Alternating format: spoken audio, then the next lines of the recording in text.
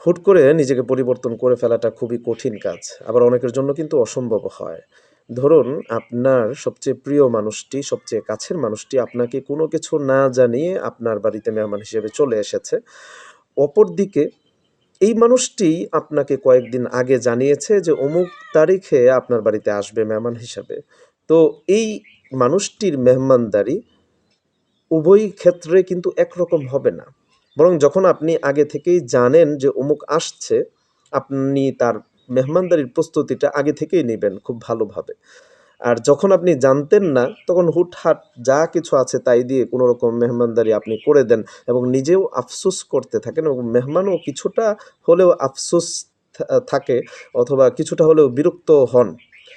তো ঐরকমভাবে সেই সম্মানিত মেহমানের মতো, সম্মানিত প্রিয় মানুষটির মতো রমজান মাসটাও কিন্তু আমাদের জন্য খুব সম্মানিত মাস, প্রিয় মাস, আমলের মাস, ফজিলতের মাস।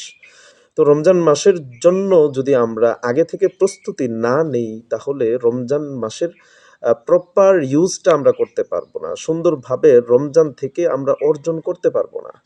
যে কারণে রাসূল আকরাম সাল্লাল্লাহু আলাইহি ওয়াসাল্লাম কিন্তু ২ মাস আগে থেকেই রমজানের জন্য প্রস্তুতি নিয়েছেন। আল্লাহ রাসূল দোয়া করতেন, আল্লাহুম্মা বারিক লানা ফি রজব ওয়া শাবান ওয়া বাল্লিগনা রমাদান। তো এইজন্য আমাদের আগে থেকেই প্রস্তুতি নিতে হবে। প্রস্তুতিটা কেমন হতে পারে? একটা সূরত সিস্টেম এরকম হতে পারে যে নামাজ দিয়ে আমরা শুরু করব।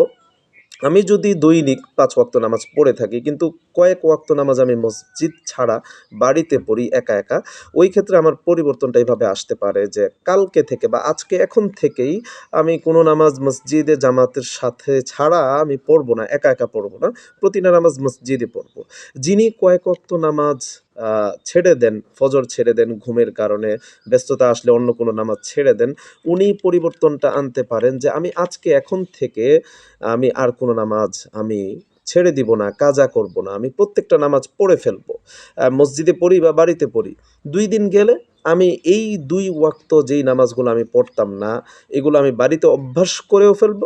পাশাপাশি এই অভ্যাসটাকে আমি মসজিদ পর্যন্ত নিয়ে আসবো যে এখন রমজান আসতে, আসতে রমজানের ১ম দিন বা তার আগে থেকেই যেন কোনো নামাজ আমার বাড়িতে না হয়। রমজান থেকে যেন প্রপার আমি নামাজটা মসজিদে জামাতের সাথে পড়তে পারি। পাশাপাশি যারা একেবারেই নামাজ পড়ি না, তারা ১-২ ওয়াক্ত করে আমরা নামাজ ধরতে পারি। যেমন অনেকে আছে দিনমজুর গ্রামের মানুষ যারা অফিসিয়াল যারা চাকরিজীবী আছেন, তারা দিনে ব্যস্ত থাকেন। উনারা নিয়ত করতে পারেন যে আমি আসর, মাগরিব, এশা অথবা মাগরিব, এশা অন্তত আমি আজকে থেকে আমি শুরু করব। এবং ২-১ দিন যাওয়ার পরে আমি বাকি নামাজগুলো আমি একবারে অভ্যাসে নিয়ে আসতে পারবো ইনশাআল্লাহ।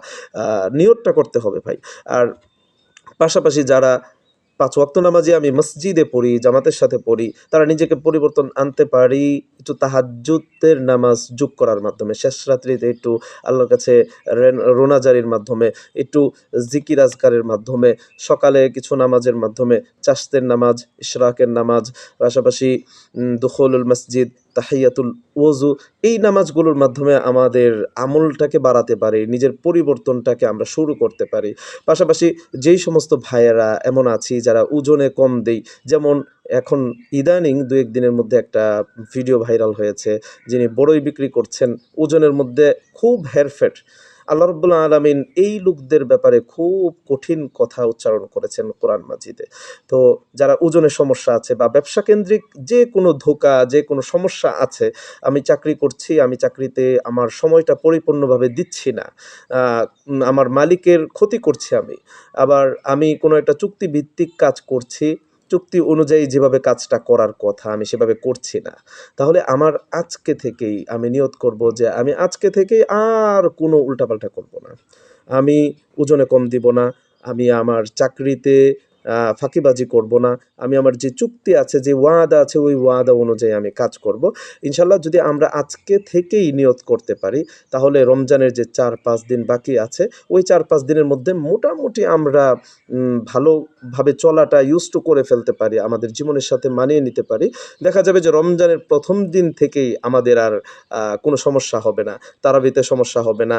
এশরাক, আওবিন, চাশতের নামাজ এবং নফল নামাজ, তাহিয়াতুল ওযু, দুখুলুল মসজিদ এছাড়াও যত জিকির আজকার আছে এগুলোতে আমাদের খুব বেশি কষ্ট হবে না। সবচেয়ে ভালো হয় যদি আমি রমজানের জন্য একটা রুটিন করে নিতে পারি যে রমজানে আমি এই সময় এই কাজটা করব, ওই সময়ে ওই কাজটা করব। তাহলে খুব সুন্দর হয়। ইনশাআল্লাহ আগামী ভিডিওতে রুটিনের ব্যাপারে একটু কথা বলার চেষ্টা করব ইনশাআল্লাহ। আল্লাহ রাব্বুল আলামিন আমাদের সকলকে তৌফিক দান করুন। আমি দোয়া চাই, আপনাদের জন্য দোয়া করি। আসসালামু আলাইকুম ওয়া রাহমাতুল্লাহি ওয়া বারাকাতুহু।